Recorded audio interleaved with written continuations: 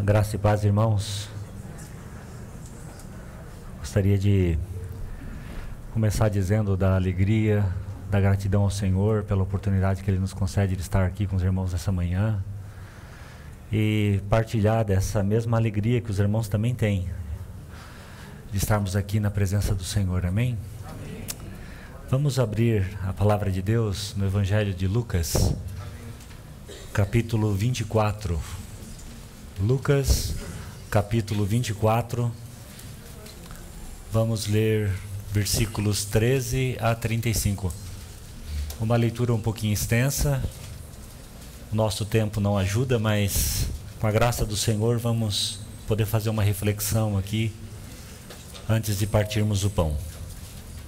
Então, Lucas, capítulo 24, versículo 13.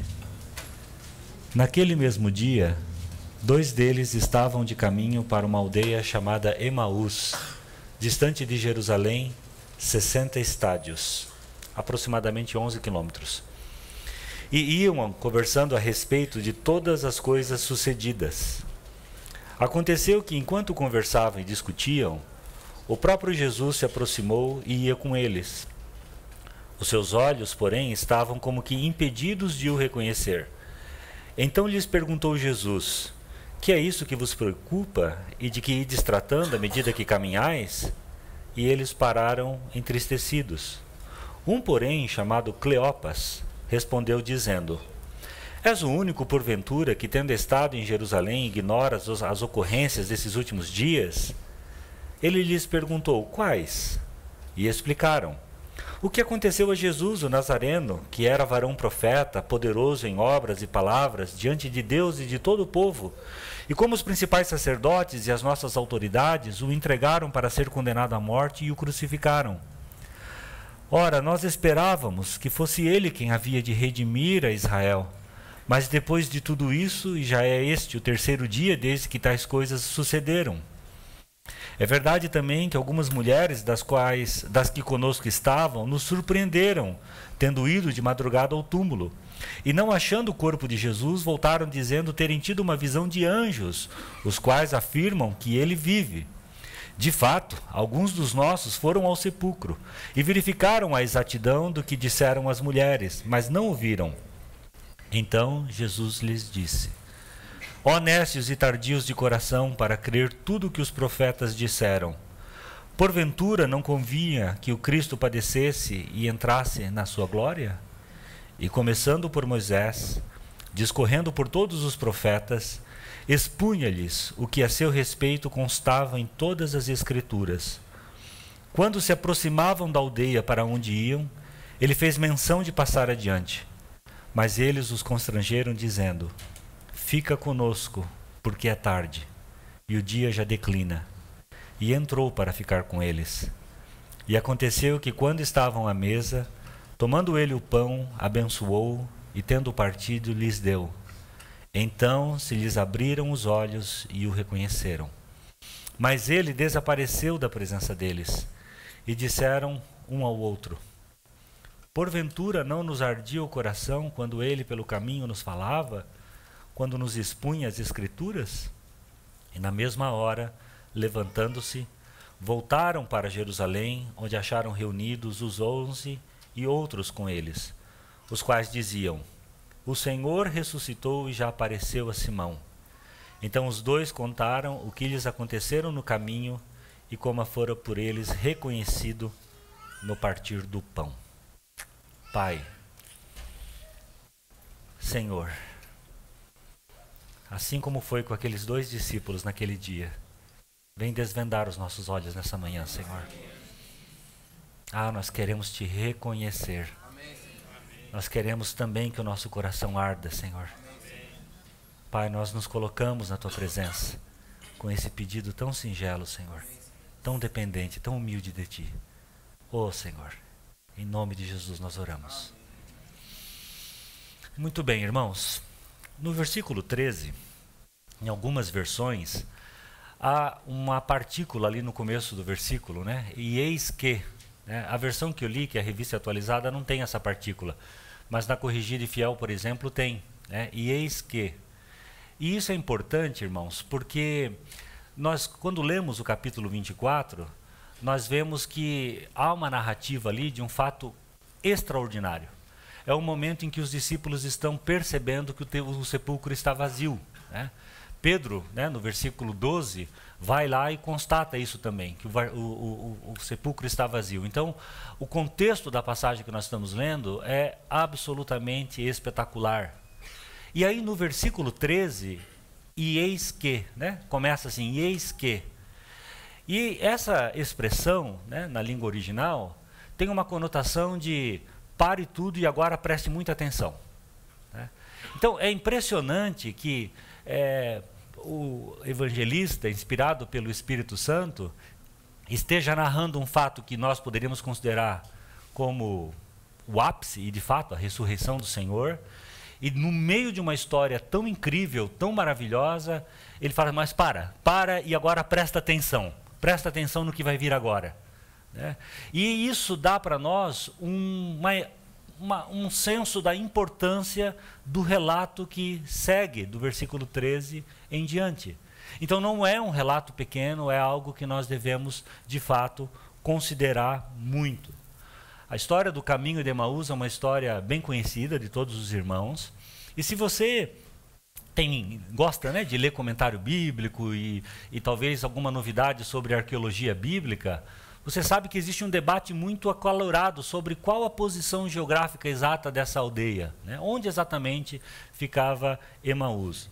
E agora, em 2019, faz pouquinho tempo, né, alguns pesquisadores, escavadores, arqueólogos, fizeram umas descobertas que parece que conseguiram localizar, né? Claro que isso é especulação arqueológica, digamos, né? Mas ao que tudo indica, Emaús é aquilo que no Antigo Testamento se chamava de Kiriat Jearim. E se você conhece a história lá de 1 Samuel, vocês lembram quando os filisteus roubaram a Arca da Aliança, né? E no capítulo 7 de 1 Samuel, os filisteus devolvem a Arca, né? E aí eles pegam a Arca no meio do caminho e levam para essa cidade, né? Kiriat Jearim. E a Arca fica lá na casa de Aminadab. E fica lá por 20 anos. Os irmãos lembram dessa história, né? Isso é relevante porque se realmente Emaús é a cidade de Kiriat Jearim, onde a arca ficou por 20 anos, nós começamos a história com essa percepção de que, no lugar onde ficou a Arca da Aliança, agora vem a verdadeira Arca da Aliança. O homem encarnado, né? Deus encarnado em homem, né? A verdadeira presença de Deus com os homens está aqui, voltando para Emaús com esses dois discípulos. E também é válido a gente observar uma dinâmica aqui que existe com relação à localização, que é o fato de que o texto nos indica que esses discípulos estão saindo de Jerusalém na direção de Emaús. E quando a gente olha para o Evangelho de Lucas, a gente sabe que Jerusalém tem um significado muito especial nesse Evangelho. Inclusive, o Evangelho abre com uma cena lá em Jerusalém. Vocês lembram, né? Quando Zacarias, o sacerdote, queima o incenso e oferece orações no templo, onde? Em Jerusalém.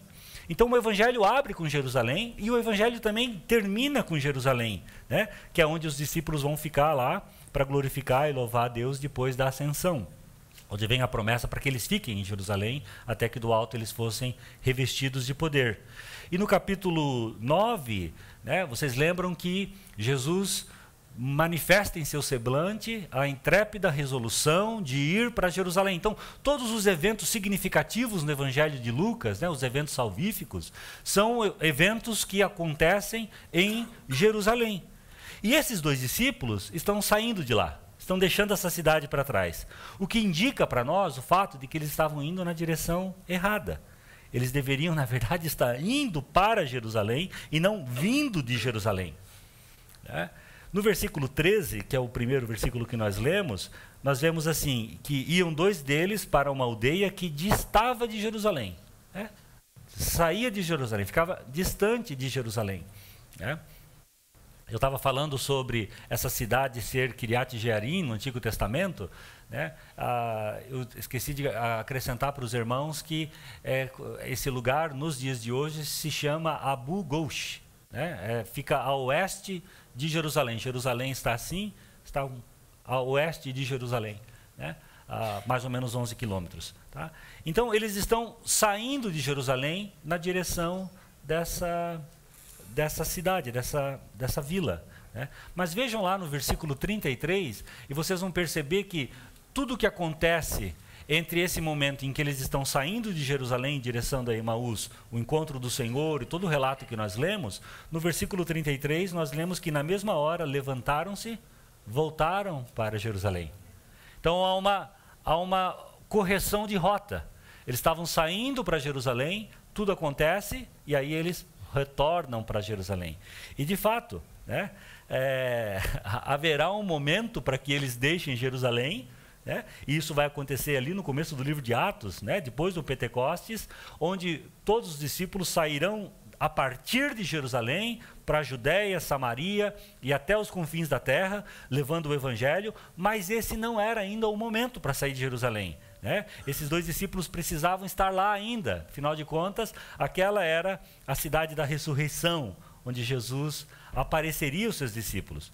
E eles vão entender isso no final, tanto é que eles voltam lá para Jerusalém, mas por enquanto eles estão indo na direção errada, estão deixando o lugar que deveriam estar. Né?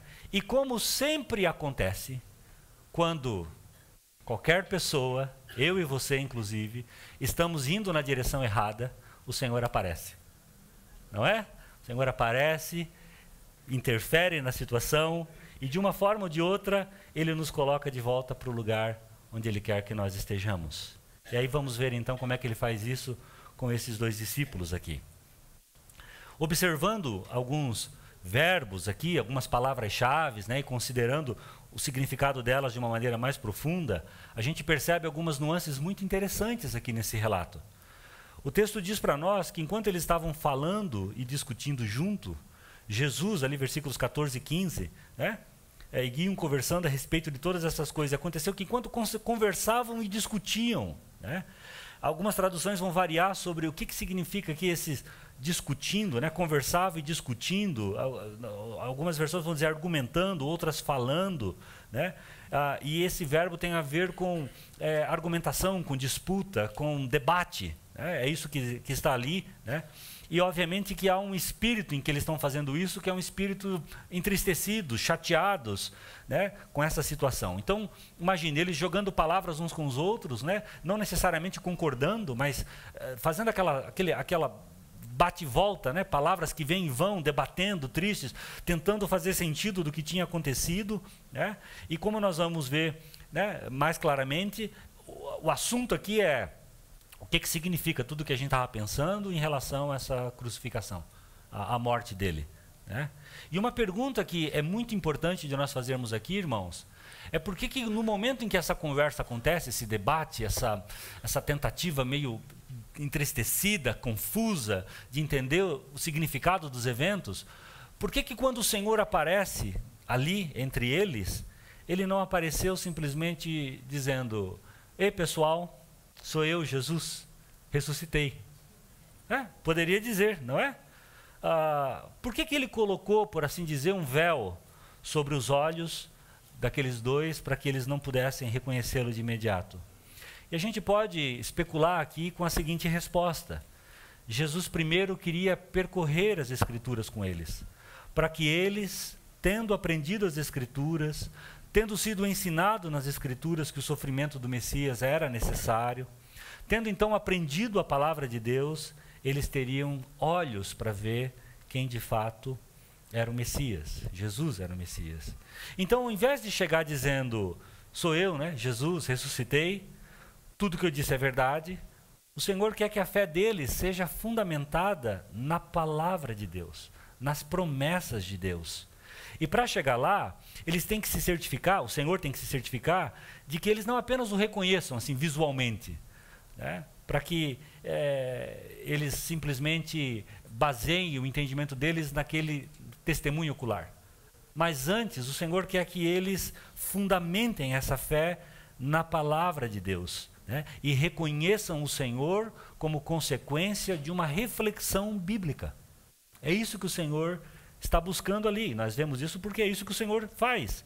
Então nós temos essa combinação de aprender a palavra, de partir o pão juntos, e entre o ensino da palavra e o partir o pão, há esse desvendar dos olhos. E eles percebem quem exatamente é Jesus.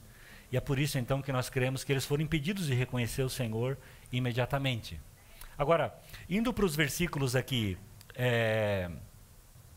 saindo, né, dessa porção dos versículos 13 a 16, e entrando aqui no versículo 17 a 24, que é o segundo bloco, né, nós vamos ler no versículo 17 assim: Então lhes perguntou Jesus: Que é isso que vos preocupa e de que ides tratando à medida que caminhais?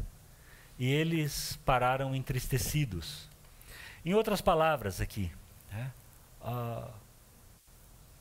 que conversa é essa que vocês estão tendo enquanto vocês caminham? Né? Há uma tradução, numa versão bíblica em inglês, que seria traduzida assim: o que são esses assuntos que vocês estão discutindo tão intensamente enquanto caminham? Né? É meio essa ideia, assim, né? Vocês estão jogando essa palavra de um lado para o outro, como já tinha explicado para os irmãos, né? E aí então eles param entristecidos.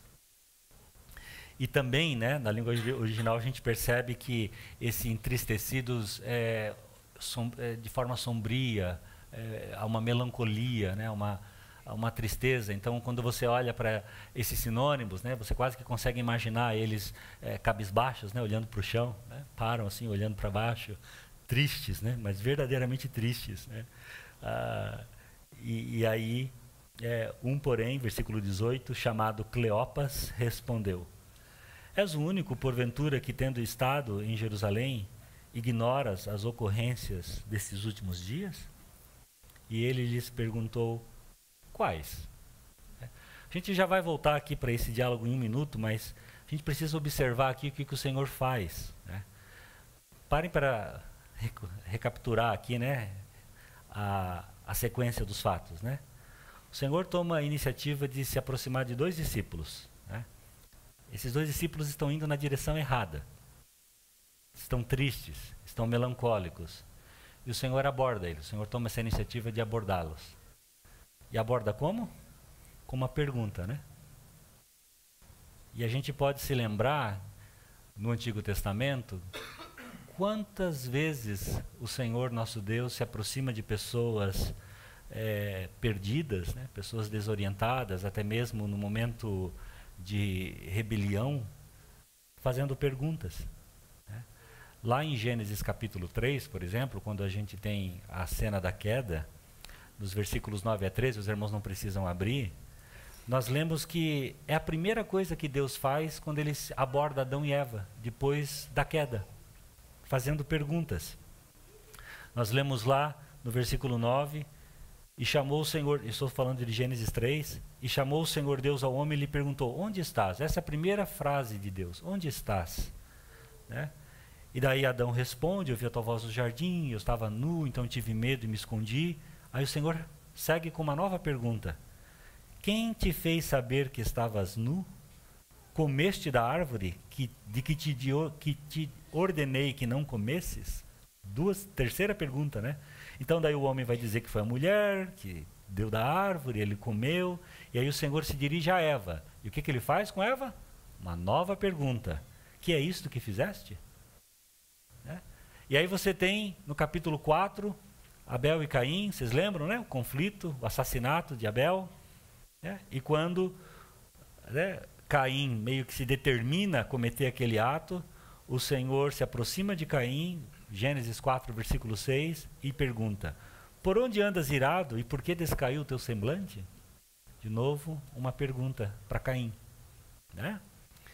Lá em Jonas também temos, né? Vocês lembram que Jonas ficou muito irado, né, com o fato de que Deus não tinha destruído Nínive, né?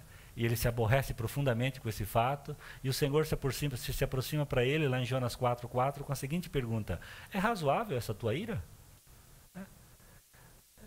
Então, não é fascinante, irmãos, que quando Deus confronta o seu povo, Ele quer que esse povo se envolva num diálogo com Ele? Não é incrível que essas pessoas que, logo depois da queda, como nós vimos com Adão e Eva, antes de cometer um assassinato, como é o caso com Caim, e na ira, né, só para citar alguns exemplos de Jonas ali, o Senhor não encerra a conversa, né, ele não vira de costas, né, ele não, na expressão popular, né, coloca ninguém na geladeira, né, ele engaja, né, ele aproxima com pergunta. E o que toda pergunta precisa? Precisa de uma resposta. Então ele está evocando o quê? Um diálogo. Vamos conversar? Vamos fazer um diálogo? Né? E assim ele faz com os discípulos de Emaús, assim ele faz conosco também. Né? Nós, nas nossas, muitas vezes, raciocínios nulos, nas nossas expectativas frustradas, nas nossas chateações, o Senhor se aproxima de nós e deseja conversar conosco. Né? O mesmo, então, movimento está acontecendo aqui. E aí nós temos a resposta de Cleopas à pergunta de Jesus a partir do versículo 18. Nós já lemos essa resposta, né? E nós temos coisas maravilhosas aqui para considerar nessa resposta, né? Mas uma pergunta interessante de nós fazermos aqui é quem que é esse Cleopas, né? Então, o que eu vou dizer para os irmãos agora é na categoria de uma curiosidade, tá? Não é completamente sujeito a erro, porque vem da tradição da igreja, então não é uma fonte inspirada, tá bom? Então, os irmãos ouçam com certa cautela. Mas na tradição da igreja se entende que esse Cleopas é a mesma pessoa que aparece lá em João, capítulo 19, versículo 25, quando ao pé da cruz ali está Maria, e aí tem uma Maria, mulher de Clopas, né? Clopas e não Cleopas, né? Mas é entendido que são as duas pessoas, os dois nomes se tratam da mesma pessoa. O Clopas lá de João 19, 25 é o mesmo aqui de Cleopas, né? E esse homem, ele é considerado na tradição da igreja como o irmão de José, pai de Jesus. Ou seja, esse Cleopas, então, seria tio de Jesus. E o seu companheiro, que nós não sabemos quem é, seria o seu filho, Simeão, né? Esse Simeão é o mesmo que foi o bispo de Jerusalém no ano 70, depois de Cristo, quando Jerusalém foi destruída, né? Então, Cleopas e Simão, seu filho, seria o tio de Jesus e o primo de Jesus. Mas, novamente, irmãos, isso não é inspirado, tá? Isso é especulação da tradição da igreja, tá bom? Mas por que eu trouxe esse fato para os irmãos? Porque não é interessante, irmãos, a gente pensar que eles não reconheceram o Senhor sendo tio e primo do Senhor, sendo familiar do Senhor, né? E isso é interessante porque nós temos no Evangelho de João também, lembram lá no capítulo 21, o Senhor aparecendo na praia e eles não reconhecem que é o Senhor, também os próprios discípulos não reconhecem o Senhor. É tão comum, né, irmãos, nós mesmos estarmos numa situação tristes, abatidos, no meio de algo que não aconteceu do jeito que esperávamos e interpretando as coisas de um jeito completamente diferente daquilo que o Senhor intencionava e nós não reconhecemos o Senhor, não percebemos que é o Senhor, né? Acontece tão frequentemente conosco, né? E isso muitas vezes por quê? Porque não é o Senhor que nós estamos procurando, né? Não estamos pensando com a mente do Senhor, né? O fato, então, deixando a especulação aqui de lado, a curiosidade de lado, é que eles não reconhecem o Senhor, né? Nenhum dos dois sabe que estão falando com Jesus ali, né? E sobre o que eles estão conversando? O Senhor pergunta, quais coisas vocês estão falando? E aí nós temos essa longa respostas, né? E a resposta deles, os irmãos podem observar logo de começo, né, no versículo 19, o que aconteceu a Jesus, o Nazareno, que era varão profeta, poderoso em obras e palavras diante de Deus e de todo o povo, né? Nós sabemos que essa é uma resposta que está correta, mas nós também olhamos e vemos que ela não está completa, né? Primeiro, varão profeta, né? Jesus o Nazareno. Sim, Jesus era um varão, era um homem, está correta essa resposta. De Nazaré, sim, está correta. Também era um profeta, sem sombra de dúvida. Mas nós sabemos ainda então que não era só um varão nazareno, era um profeta. E não era só um profeta, ele era também poderoso em ações e palavras diante de Deus e do povo. Então há uma escala que acontece aqui. Mas a escada dele só alcança até esse nível, né? Por quê? Porque a partir do momento que eles atingem esse nível, né, eles tratam daí a sua morte, a sua crucificação, como o fim dessa história. Né? Infelizmente, né, começa tão bem, né? Senhor Nazareno, varão, profeta, poderoso em obras e palavras, diante de Deus e do povo, há uma linha ascendente, mas morreu. A história acaba aí, né? Morreu. Eles não conseguem enxergar além disso. Né? E a partir do momento que eles batem nessa parede, nós vemos que há uma ironia aqui. Talvez a ironia das ironias acontece aqui nessa frase, né? No versículo 21, parte A ali, onde nós lemos assim: ora, nós esperávamos que fosse ele quem havia de redimir a Israel. Né? Em outras palavras, a gente tinha uma esperança. Nós tínhamos uma esperança de que ele fosse o que iria redimir a Israel. Esse profeta poderoso em obras e palavras, a gente pensou, a gente esperava que era ele que iria redimir Israel, mas está morto, né? Mas morreu. E qual que é a ironia aqui, irmãos? A ironia é que aquilo que eles pensavam, aquilo que eles presumiram, que tinha sido o martelo, né, que destruiu a sua esperança, né, que havia jogado a sua esperança ladeira abaixo, era justamente o fato que seria o fundamento da sua esperança. Né? Aquilo que eles entenderam como perda da esperança, aquele evento que era a perda da sua esperança, era na verdade o quê? A base da sua esperança. Né? Aquilo que eles entenderam que seria morte, era na verdade vida. Então nós tínhamos esperança de que ele fosse o que iria redimir Israel, mas ele foi crucificado. E dizem isso sem perceber, que é justamente nessa crucificação que estava a sua redenção, a sua salvação, a sua esperança. Então eles interpretaram um fracasso como sendo, né, um evento como fracasso, mas na verdade era tudo de acordo com o plano de Deus, tudo de acordo com a própria vontade do Senhor. Né? Então o meio pelo qual a redenção não apenas de Israel, mas de toda a humanidade se tornaria possível. E aí eu preciso abrir um novo parênteses aqui para dizer, isso não é tão típico, né? Tão típico de nós, irmãos. Né? Quando nós olhamos para nossas experiências de vida e nós pensamos, eu tinha esperança de que isso fosse acontecer, mas não deu certo. Né? Esse não deu certo, né? Mas não funcionou, não saiu como eu esperava, deu errado. Né? A gente interpreta uma expectativa frustrada como o fim das nossas esperanças, né? A gente se confunde, mas eu pensei que Deus tinha falado, eu pensei que o que aconteceu, não aconteceu, mas sempre, né? Talvez muitas vezes, nem sempre, mas muitas vezes, o Senhor nos vê nesse tipo de raciocínio balançando a sua cabeça e dizendo, não. Você não percebe que o que eu vou pegar isso que você considera um fracasso, que você pensa que deu errado, isso está exatamente de acordo com os meus planos, era exatamente o que eu queria para essa experiência, e isso é a oportunidade que eu vou usar para transformar você, para me revelar você, Então, isso que é verdade para essa grande verdade da redenção, acaba sendo verdade também para todos os capítulos, né, que os filhos de Deus vivem nessa vida de redimidos. E nós experimentamos essa realidade, né? Então, certamente isso já foi experiência minha, certamente já foi experiência dos irmãos, né? E certamente é assim nas Escrituras, né? Quando as pessoas pensam que algo é um fracasso, talvez não percebam que o fracasso, né? Aquilo que a gente considera fracasso, é a arena, né? Onde Deus trabalha em favor dos seus eternos propósitos, né? E faz a sua obra, né, em nós. Então, o que eles pensavam que iria destruir suas esperanças, na verdade, é a construção, é o fundamento das suas esperanças. Né? Agora, por que eles estavam tão chateados assim? Né? E, de novo, irmãos, nós temos uma dificuldade cultural de perceber o que era naqueles dias a ideia da crucificação. Mas era uma coisa horrenda. Né? Fazendo uma leitura aqui em alguns comentários sobre essa questão, né?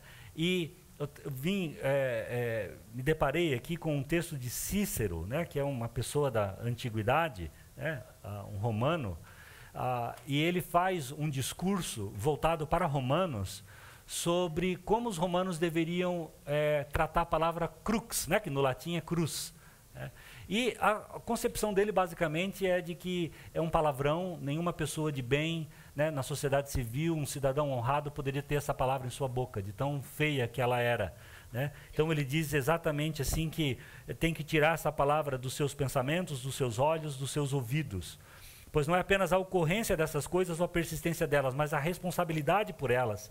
E a expectativa, de fato, a própria menção delas é indigna de um cidadão romano e de um homem livre. Então a palavra... Então você tem uma ideia, né, da conotação quando eles tratam a palavra cruz como uma palavra suja, né, que não deveria estar na boca de ninguém. Então é isso que torna essas pessoas tão chateadas, né? E pensem, irmãos, né, a palavra ser feia, o ato da crucificação ser considerado de forma tão negativa, tão pesada, aí vem a igreja cristã pregando a cruz. Não é? Pregando a crucificação, né? Vem Paulo dizendo aos coríntios: porque eu decidi não nada saber entre vós, senão Cristo e este crucificado. E é exatamente por isso, irmãos, que a igreja do Senhor Jesus sempre apresenta a crucificação em sua mensagem. É por isso que nós estamos aqui nessa manhã falando de Cristo e Ele crucificado, né? Porque nós não temos vergonha da cruz, nós não nos envergonhamos dela, né? Nem lá no primeiro século os nossos irmãos se envergonhavam, e nem nós aqui hoje nós nos envergonhamos, embora seja desprezada, ridicularizada, menosprezada pelo mundo. Nós erguemos a cruz e nós proclamamos a mensagem da cruz, e nós proclamamos aqui nessa manhã que o nosso Senhor foi crucificado em favor de nós, por nossos pecados, por nossa salvação, para a nossa salvação, né?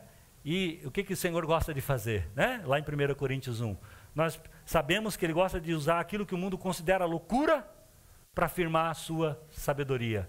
E aquilo que os homens olham como fraqueza é, na verdade, o quê? O poder de Deus. E é assim que nós estamos aqui, né? A cruz não somente define para nós a nossa salvação, mas define para nós toda a nossa visão da realidade. Nós olhamos para tudo pelas lentes da cruz do nosso Senhor. E os discípulos de Emaús não tinham chegado a essa conclusão ainda. Por isso que a resposta deles é parcialmente certa. Porque eles olham para a crucificação e concluem que não deu certo, né?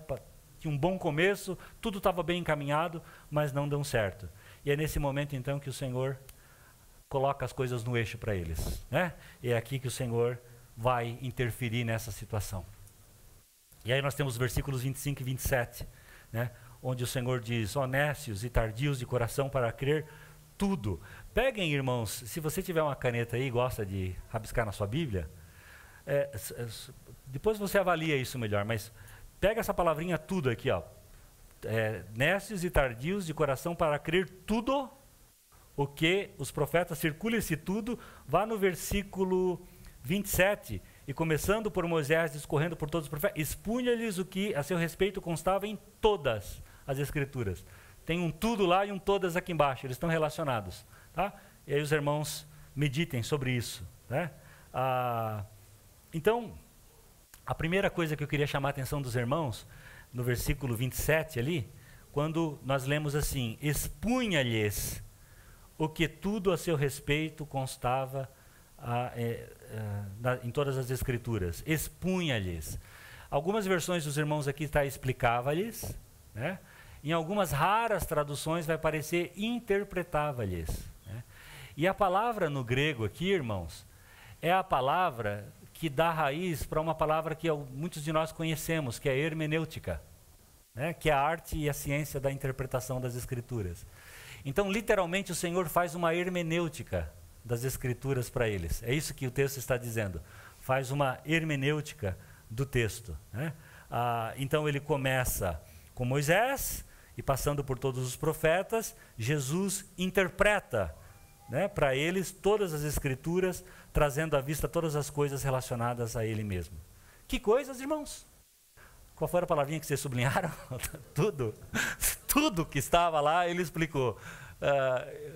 Agora eu fico pensando, né, irmãos, nos dias de hoje, é hábito nosso, um hábito saudável, inclusive, quando um irmão que recebeu um depósito especial da parte de Deus vem ministrar, nós avisamos: esse irmão vai estar conosco, e aí nós fazemos questão de separar aquela data, não é? Para vir receber, né, do Senhor através daquela vida preciosa, não é assim? Eu fico pensando, se no final dessa reunião o irmão Abílio, por exemplo, viesse aqui e dissesse: olha, nós temos aqui um anúncio para fazer, né? O nosso irmão mais velho, o Senhor Jesus, vai fazer uma hermenêutica do Antigo Testamento e mostrar para nós tudo que as Escrituras dizem sobre ele. Será que caberia, irmãos, na sala de um irmão, né? Na casa de um irmão? Será que precisaríamos de um lugar maior? Mas certamente eu não iria querer perder, né? Iria querer fazer questão de ouvir essa pregação, né? Porque deve ter sido maravilhosa. Eu olho para isso e falo, poxa vida, eu queria ter estado lá, né? Tudo isso sendo explicado, né? Tudo isso sendo exposto, interpretado, né?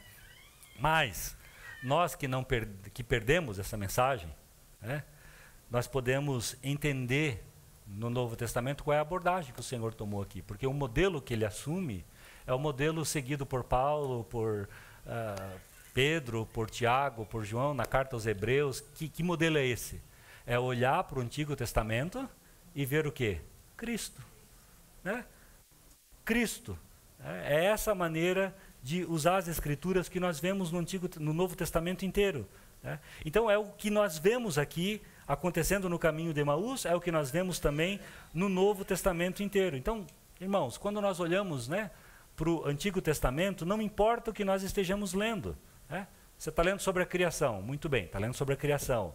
O que isso tem a ver com Jesus? Está lendo sobre Juízes, muito bem. O que isso tem a ver com Jesus? Levítico, muito bem. O que isso tem a ver com Jesus? Né? De que maneira isso toca no nosso Senhor? Crônicas, Salmos, não importa. A gente olha o Antigo Testamento, a gente abre as Escrituras e nós não precisamos fazer de conta que tem a ver com Jesus. Não, tem a ver com Jesus. É sobre o nosso Senhor. Na abertura do livro de Hebreus, a gente lê que nos últimos dias ali, né, Deus falou de muitas... Refazer a frase. Nós lemos que Deus falou de muitas vezes e de muitas maneiras pelos profetas, mas nesses últimos dias, pelo Filho. E essa é uma frase que mostra claramente uma coesão entre a mensagem dos profetas e a mensagem do Filho, ou no Filho, né? É uma continuidade, é uma linha só, né? Começou pelos profetas e teve seu ápice em Cristo. E isso significa então que Cristo está no centro da nossa hermenêutica, né? No centro da nossa interpretação das Escrituras, né? Está no centro do modo como nós lemos o Antigo Testamento, porque ele é o cumprimento e a plenitude de tudo que nós lemos lá. Amém? Vamos terminar com esses versos finais aqui, nosso tempo já avançou bastante, eu peço desculpa, né? Mas nós lemos aqui o que, irmãos? Nos versículos 28 a 35. O Senhor faz essa explicação, aí quando ele se aproxima, versículo 28, quando se aproximam da aldeia para onde iam, ele faz menção de passar adiante, mas eles os constrangeram, dizendo, fica conosco, porque a tarde e o dia já declina. E entrou para ficar com eles, e aconteceu que quando estavam à mesa, abrindo ele o pão, abençoou, e tendo-o partido, lhes deu. Então, se lhe abriram os olhos. Esse verbo abriram também é um verbo importante, eu quero que os irmãos prestem atenção nesse verbo, ele vai repetir aqui, né? E o reconheceram, mas ele desapareceu na presença dele, e disseram um ao outro, porventura não nos ardia o coração quando ele no caminho nos falava, quando nos expunha, o mesmo verbo lá, abria. Então, o que está dizendo aqui? Olha lá, abriram os olhos quando ele nos abria as Escrituras. Os irmãos percebem a relação? Abre-se as Escrituras, abre-se os olhos. É isso que está dizendo aqui, né? Abre-se as Escrituras, abre-se os olhos. Os nossos olhos foram abertos quando ele abriu as Escrituras, né? E um outro verbo muito importante é esse reconheceram. Reconheceram. E aqui, irmãos, é importante porque o verbo aqui no grego é epignosko, né? O verbo gnosko é conhecer. E epignosko é conhecer profundamente, é conhecer com absoluta convicção. E aqui aparece como reconhecer, né? Então, conhecer duas vezes, epignosko, né? Quando você pega esse verbo, né, você vai ver ele aparecendo aqui no versículo 34, né? O Senhor, no versículo 35, os dois contaram o que lhes aconteceram no caminho, como fora por eles, epignosco, no partir do pão. Tá? Então ele aparece duas vezes aqui esse verbo, né? Então, 2 vezes abriram e 2 vezes reconheceram. Tá? Os irmãos sabem que o Antigo Testamento foi escrito em hebraico, mas tem uma tradução do Antigo Testamento do hebraico para grego que é conhecida como a Septuaginta, né? Foi aquela tradução feita pelos 70 bispos lá. E quando nós olhamos para esse verbo epignosco ou gnosco no grego do Antigo Testamento, nessa tradução aí do Antigo Testamento, nós vamos ver que existe um paralelo muito maravilhoso, irmãos, que encerra para nós aqui a nossa meditação. Tá? Esse verbo aparece lá em Gênesis 3. Né? E eu quero que os irmãos abram lá rapidamente para nós fecharmos aqui. Gênesis capítulo 3. Tá? Veja o que acontece no paralelo entre Lucas 24 e Gênesis 3 a partir do verbo conheceram ou reconheceram. Tá? Veja lá no versículo... Nós temos lá a ingestão, né, do fruto proibido por Adão e por Eva no jardim do Éden. E qual que é o resultado, né, que essa ingestão produz? Versículo 7, capítulo 3, versículo 7, parte A ali. Então foram abertos os olhos de ambos. Veja, abre-se os olhos de ambos, assim como se abriu os olhos dos discípulos de Emaús, certo? E conheceram, gnosco, e conheceram que estavam nus. Então abre-se os olhos e eles conhecem. Percebe o paralelo lá com os discípulos de Emaús? Abrem-se os olhos e eles reconhecem Jesus. Aqui abrem-se os olhos e eles reconhecem ou conhecem que estão... E aí, nós temos que observar aqui, irmãos, a sequência dos eventos nessas 2 passagens. Porque em Gênesis nós temos o quê? Primeiro eles comem o fruto proibido, certo? Depois os olhos deles são abertos. E aí eles reconhecem ou conhecem o seu estado pecaminoso. E por último eles são expulsos da presença de Deus, são expulsos lá do jardim. E o que acontece em Lucas 24? Primeiro eles comem o pão partido. Veja, não é mais o fruto oferecido pela serpente, mas é o pão partido pelas mãos do nosso Senhor. Eles comem. Depois, seus olhos são abertos. Mas não para eles perceberem que estão nus, mas para reconhecerem a glória de Deus na face de Cristo. E por fim, ao invés de eles serem expulsos do jardim, expulsos do paraíso, eles retornam para Jerusalém, para o novo Éden, né? Onde eles vão receber o que lá em Jerusalém? O Espírito Santo, o revestimento de poder do Espírito Santo. Em ambos os casos, você tem 2 pessoas. Numa você tem Adão e Eva, e no outro você tem Cleopas e os seus companheiros. Em ambos envolve o ato de comer. Em ambos Deus está envolvido. E todas as perguntas estão sendo feitas. Perguntas são feitas lá em Gênesis, perguntas são feitas pelo Senhor aqui em Lucas 24. No primeiro, eles saem. E no segundo, eles retornam. O que mostra para nós que o caminho de Emaús é, na verdade, o caminho do retorno.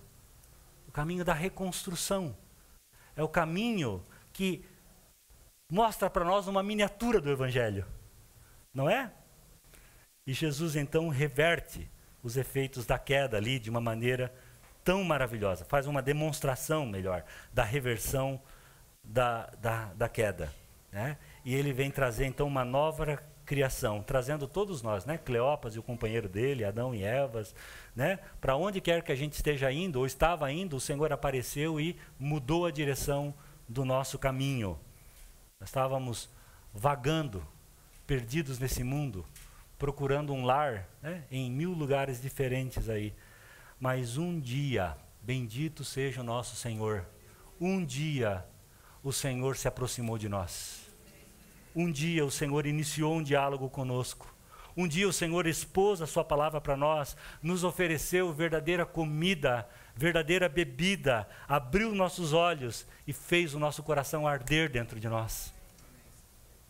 Então, quando nós sabemos, irmãos, hoje, né, quando a gente lê Gênesis, Números, Deuteronômio, Levítico, Crônicas, o que for, a gente lê e tem olhos para saber que estamos lendo sobre o nosso Senhor Jesus.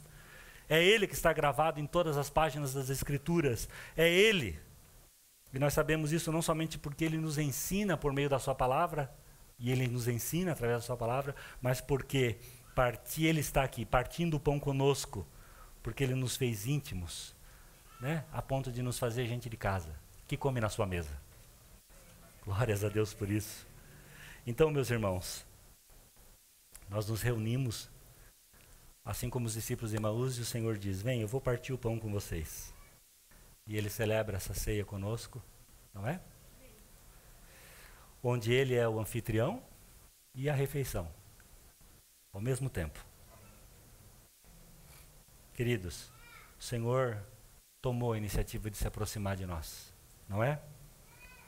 Estávamos indo na direção errada, tristes, melancólicos, cabisbaixos, mas Ele nos abordou talvez com uma pergunta, iniciou um diálogo conosco.